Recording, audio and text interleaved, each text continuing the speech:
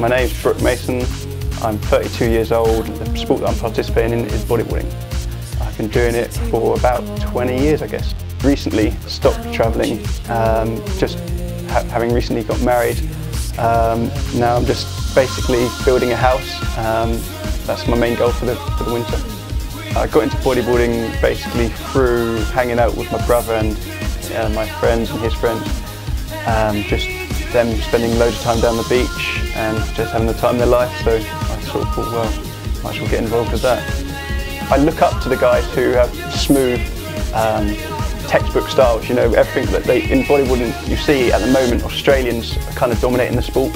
Every time they do a manoeuvre, they try and make their legs crossed perfectly and good upright posture, and kind of goes back to Mike Stewart and Ryan Hardy.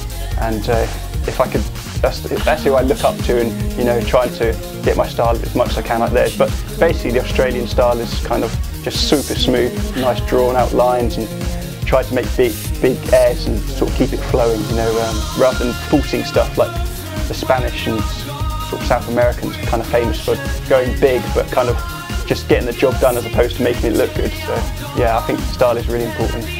Definitely. I've met all sorts of people, you know, travelling around the world, and I mean, for instance, there's some guys I spent quite a lot of time in Chile, in South America.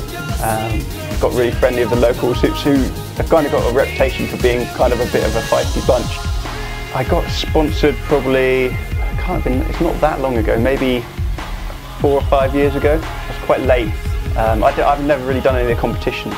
So like I say before, I spent my winters travelling, looking for really good bodyboarding waves, and then coming back here, saving all summer and then going away.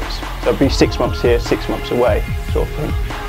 So I wasn't really hanging out. I wasn't doing the competitions, which is generally the way you get into getting sponsored, you know.